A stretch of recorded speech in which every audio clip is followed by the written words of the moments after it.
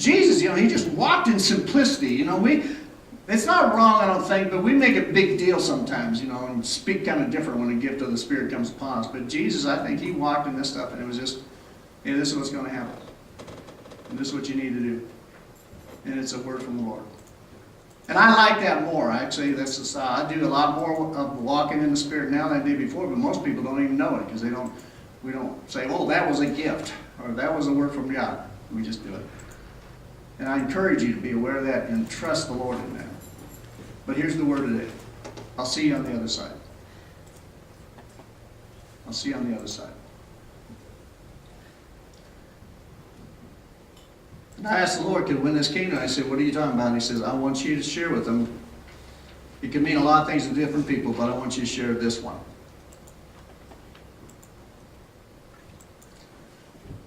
Cody, I'll see you on the other side of your decision. Kirk, I'll see you on the other side of your decision. The ability to make a decision is extremely powerful. It's part of the gift of God to mankind to make a decision. Have you ever dreaded the decisions you have to make? Do you ever get where you don't want to make anymore? So right after church, wife says to husband, where are we going to go eat? I don't know. Don't matter to me. I've told you this before. I found a little secret to this. Just throw out the name of a restaurant right away. Because everybody say no. But then they'll say something with another suggestion. Don't ever expect the first one to go. So just pick anything you don't like and say that, and then no, and then you get, it saves about 5 minutes of, I don't know, I don't get it, where are we going? Do I take a left or do I take a right? Do I have to wrap it or spearfish? Just throw it out there. But I'll see you on the other side of your decision.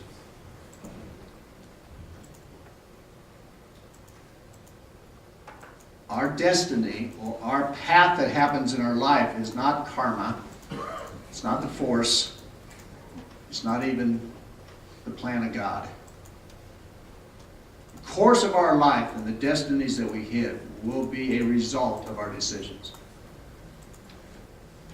People say, what's going to happen in your life? I don't know. That's good. That's honest. But if you're thinking, well, I'll just wait and see, bad answer. Bad answer. The God-given gift to each one of us is the power of choice, and the power of choice is released by making a decision. And your decisions are critical. And that's why your flesh hates them. Because if you decide to go this way, you've said no to all the other ways. And sometimes you say, I don't want to say no to all the other ways. If I take this job, I say no to all the other jobs. And it's a hard price to pay. What if I change my mind? And by the way, I can tell you this, one of the best things you can do when you're making a goal or making a decision is write it in pencil so you can erase it. You are free to change your mind. Say, I'm free to change my mind. So the husband says, well, we're going to go to a pizza ranch and you had it in your heart, Burger King. You're free to change your mind. Say, that's exactly where I wanted to go. Pizza ranch. You didn't lie. You changed your mind. By the way, that makes a lot more unity. Makes you a lot more happy. I'll see you on the other side of your decision. What decision? Every decision. My word today to you is just a word of encouragement of saying, lift up your head, become aware. If you can, stop despising all the decisions you have to make. Start embracing the fact that you've been given the God-given power to make a decision, and that you can decide things that's going to change the course of your life. When you make a decision, all of heaven listens. The universe listens. Everything starts moving in a direction and a motion when you make a solid decision. You're that powerful. You're that powerful. Why? Because God lives inside of you. And the God part of you inside, when you make a solid decision out of your heart, it affects everything around you. Can you control everything? No. No. But you are amazingly strong. Where does a decision come from? Well, it should come from the fact that making good decisions usually come from listening, or studying and researching and getting ideas. And so when the staff comes to me, whether it's in my businesses or in the church staff, they say, hey, I got this idea, go do the research. Go find out what it costs, go find out what we can do, go find out if it's from, if the city allows it, go do, people, well, sometimes they just want to make a decision, so they just say, I'll just make it. That's not a good decision. Do the research. Even if the Lord tells you to do something, do your homework. The Lord told me to buy that land. Do your homework. Don't just go out there and pay the first price that's offered to you. Figure it out.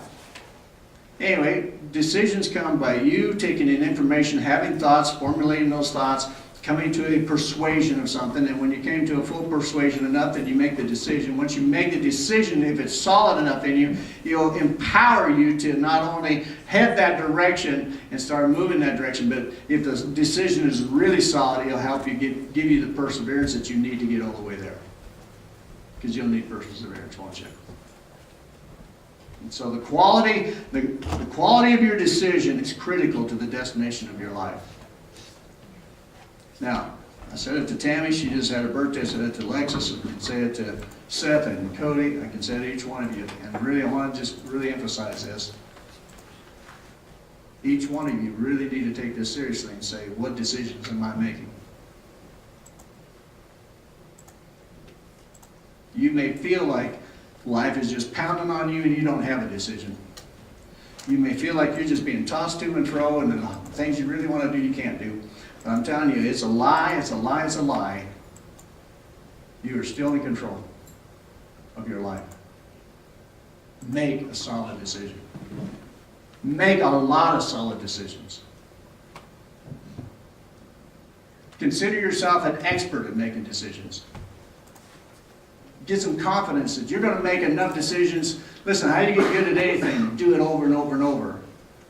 Are you going to make mistakes? Yeah, you're going to make a lot of mistakes, and those mistakes are going to show you what not to do, and also, what to do. And so if you want to become a good decision maker, and if you're a good decision maker, your life is going to be better, way better than if you're just letting things go into default.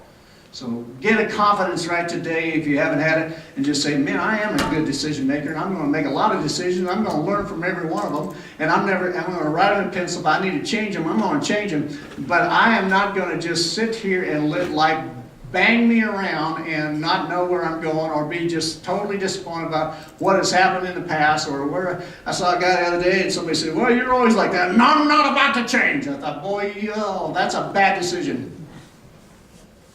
That's a bad decision to say I'm not going to change. That means you're stuck.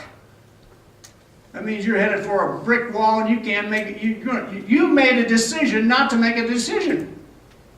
Poor choice. Choose wisely. Man, say, I am capable, I love my life, but I'm capable of growth every day. I can head in new directions. I appreciate, Dan got through with his Air Force duty and got his retirement coming, and then all of a sudden he says, I'm going to be a nurse. Now he's got a whole other career. Now he's probably going to finish that and start another one. Why? Because He's going to be a golf pro. You're going to be a golf pro, man. Make that decision. Carry you through. Nothing really is impossible. I mean, it sounds kind of phony or joke, silly, but nothing's impossible to you if you'll get with God. And that's the wisdom is, don't just make a decision out of the blue. Get with your counselor. Get with your teacher. Get with your trainer. And He is God. And by the way, He's smart. By the way, He's done it all. By the way, there's nobody smarter.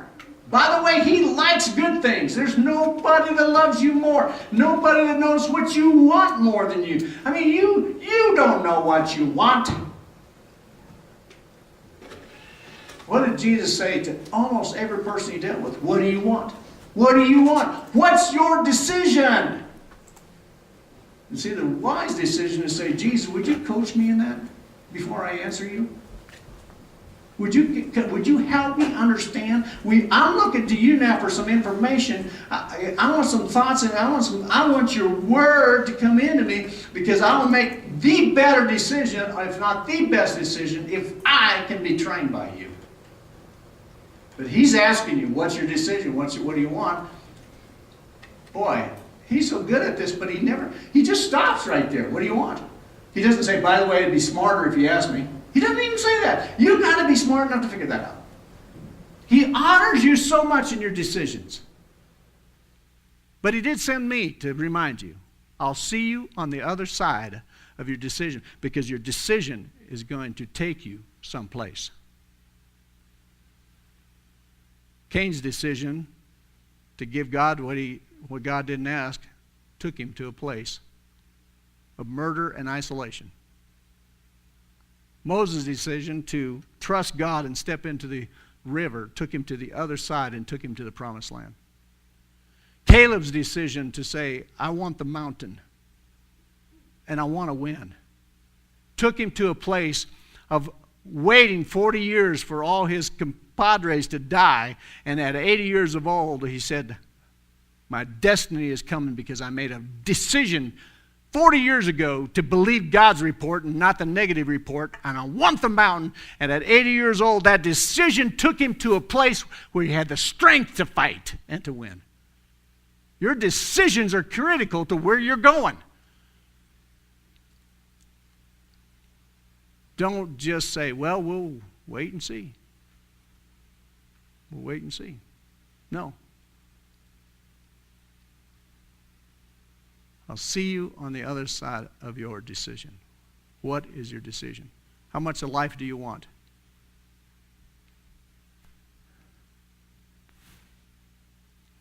You can have the decision to run and hide. You can have the decision to be ashamed. You can have the decision to medicate yourself and yield to your flesh. It'll all take you someplace. You can have a decision to be afraid. You can have a decision to isolate. One of the worst decisions I see in my little lifetime is in the body of Christ is people making decision to isolate themselves and not be involved in the body of Christ. And it always brings a disaster. Or you can decide to believe. You can decide to trust and obey. You can decide to grow up and mature. You can decide to love, and you can decide to cast out fear. You can decide to walk in the Spirit. You can decide to be a light. You can decide to forgive and get up. Forgive yourself and go again. You can decide to be involved and connected. You can decide to be generous. You know, I made a decision to be generous, and man, that decision locks me in. And there's so many reminders, because every time I pay for my food, my decision from way back comes up. You know why I made a decision to be generous? Because I knew at an early age that I wanted to be a partaker of God's nature, and God is generous. And if I wanted to be like God, I had to be generous.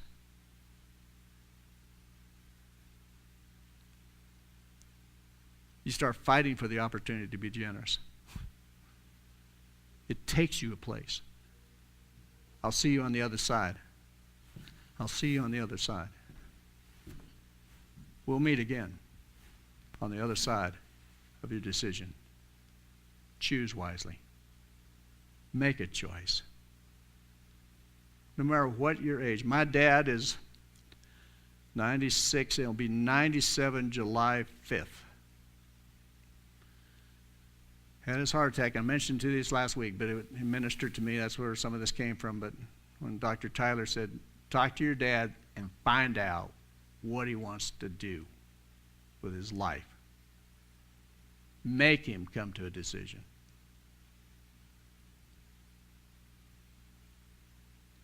Man, it never ends.